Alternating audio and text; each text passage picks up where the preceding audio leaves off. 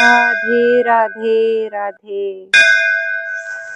श्रीमद्भागवत महापुराण का 17वां अध्याय। महाराज परीक्षित द्वारा कलयुग का दमन। सूत जी कहते हैं, शौनक जी, वहां पहुंचकर राजा परीक्षित ने देखा कि एक राजवेशधारी शूद्र हाथ में डंडा लिए हुए हैं और गाय और बैल के एक जोड़े को इस प्रकार पीटता जा रहा है जैसे उसका कोई स्वामी ही न हो। तब वह कमल तंतु के समान श्वेत रंग का बैल एक पैर से खड़ा कांप रहा था तथा शूद्र की ताड़ना से पीड़ित और भयभीत होकर मूत्र त्याग कर रहा था। धर्मोपयोगी दूध, घी आदि हविष्य पदार्थों को देने वाली वह गाय भी बार बार शूद्र के पैरों की ठोकरें खाकर अत्यंत दीन हो रही थी। एक तो वह स्वयं ही दुबली पतली थी, दूसरे उसका बछड़ा भी उसके पास नहीं था। उसे भूख लगी हुई थी और उसकी आंखों में आंसू बहते जा रहे थे।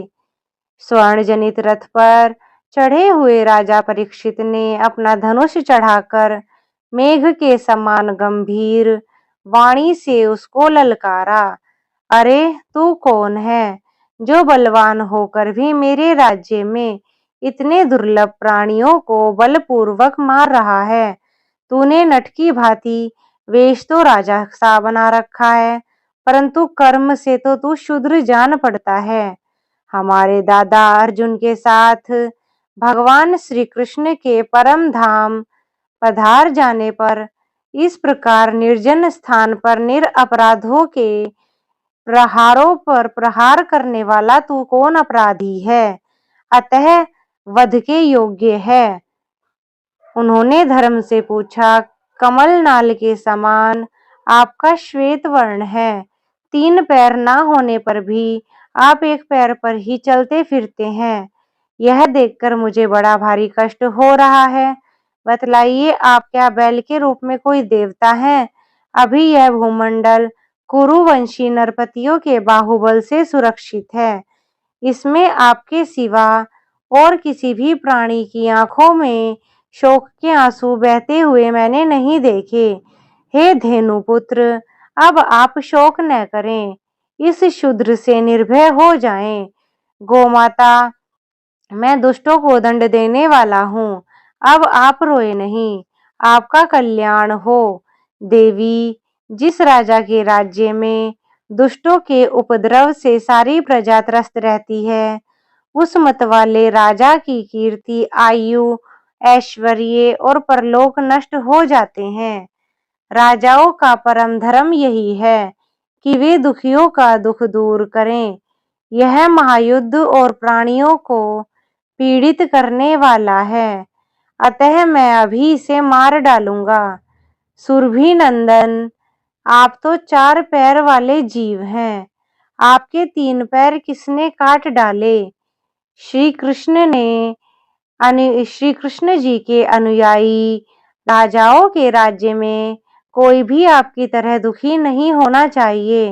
हे वृषभ, आपका कल्याण हो। बताइए, आप जैसे निरपराध साधुओं का अंग भंग करके किस दुष्ट ने पांडवों की कीर्ति में कलंक लगाया है? ये किसी निरपराध प्राणी को सताता है, उसे चाहे वह कहीं भी रहे, मेरा भय अवश्य होगा। दुष्टों का दमन करने से साधुओं का कल्याण ही होता है।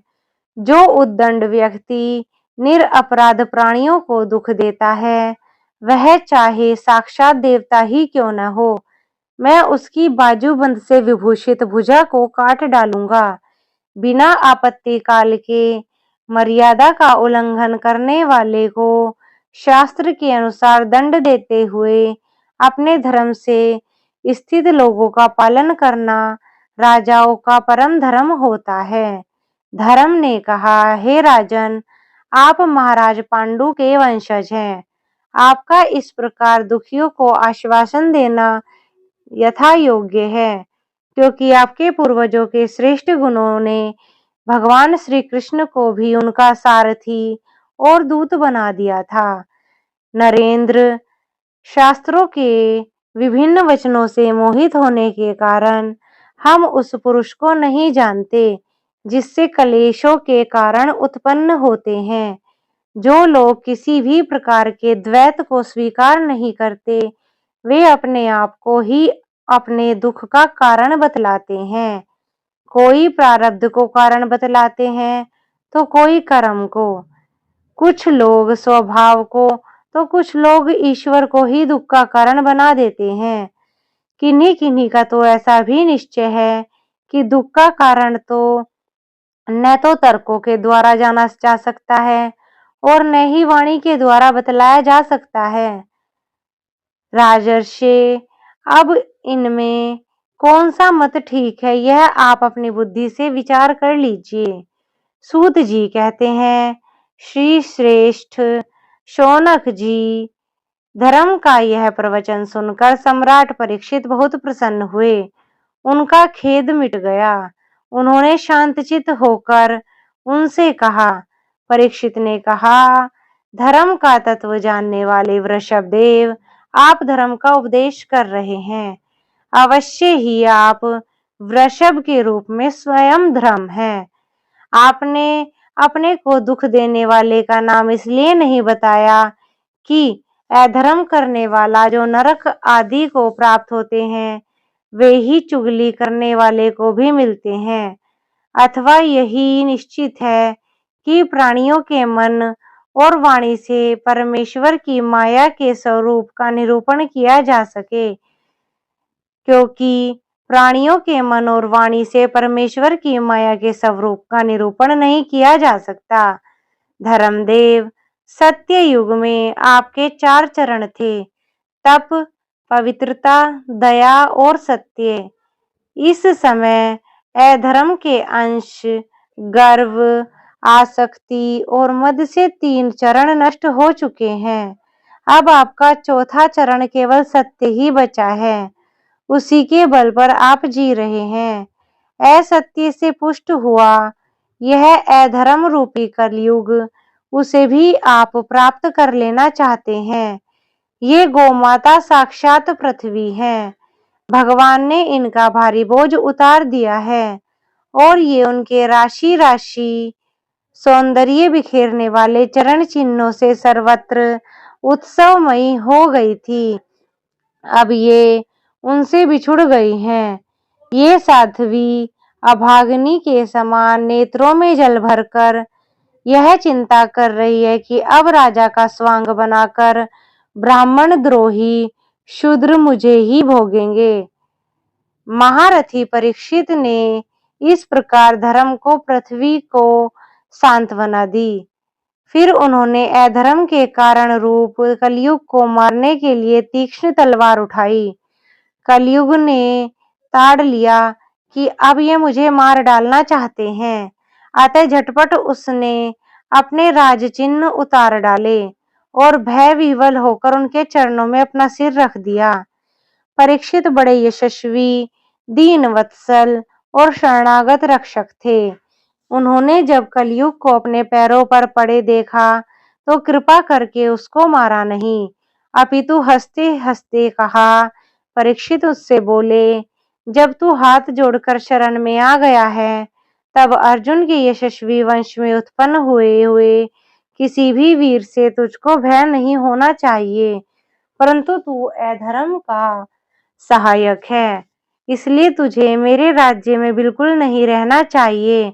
तेरे राजाओं के शरीर में रहने से ही लोभ, झूठ, चोरी, दुष्टता, स्वधर्म त्याग, दरिद्रता, कपट, कलह, दंभ और दूसरे पापों की बढ़ोतरी होती है। अतः अधर्म के साथी इस ब्रह्माव्रत में तू एक क्षण के लिए भी नहीं ठहरना, क्योंकि यहाँ धर्म का और सत्य का निवास स्थान है। इस क्षेत्र में यज्ञ विधि के जानने वाले महात्मा यज्ञों के द्वारा यज्ञ पुरुष भगवान की आराधना करते रहते हैं। इस देश में भगवान श्री हरि यज्ञों के रूप में निवास करते हैं। यज्ञों के द्वारा उनकी पूजा होती है और वे यज्ञ करने वालों का कल्याण करते हैं। वे सर्वात्मा भगवान वायु की भांति समस्त चराचर जीवों के भीतर और बाहर एक रस स्थिर रहते हुए उनकी कामनाओं को पूरा करते हैं। सूत जी कहते हैं, परीक्षित की यह आज्ञा सुनकर कलयुग सिहर उठा। यमराज के समान मारने के लिए उद्धत हाथों में तलवार लिए हुए परीक्षित से वह बोला। कलयुग ने कहा, हे सार्वभौम, आपकी आज्ञा से जहाँ कहीं भी मैं रहने का विचार करता हूँ, वहीं देवता देखता हूँ कि आप धनुष पर बाण चढ़ाए खड़े हैं। हे धार्मिक शिरोमणे, आप मुझे वह स्थान बताइए जहाँ मैं आपकी आज्ञा का पालन कर सकूं और स्थिर होकर रह सकूं। सूत जी कहते हैं, कलयुग की प्रार्थना स्वीकार करते हुए राजा ने उसे 4 स्थान दिए। द्यूत, मद्यपान, स्त्री संग और हिंसा। इन स्थानों में से कर्मशय, असत्य, मद, आसक्ति और निर्दयता, ये 4 प्रकार के अधर्म निवास करते हैं। उसने और भी स्थान मांगे, तब समर्थ परीक्षित ने उसे रहने के लिए एक और स्थान दे दिया, स्वर्ण, धन। इस प्रकार कलयुग के 5 स्थान हो गए। झूठ, मद, काम, वैर और रजोगुण। परीक्षित के दिए हुए इन 5 स्थानों में से अधर्म का मूल कारण कलयुग उनकी आज्ञाओं का पालन करता हुआ निवास करने लगा। इसलिए आत्मकल्याणकामी पुरुष को इन 5 स्थानों का सेवन कभी नहीं करना चाहिए। धार्मिक राजा, प्रजा वर्ग के लौकिक नेता और धर्मोपदेष्टा गुरुओं को बड़ी सावधानी से इनका त्याग कर देना चाहिए।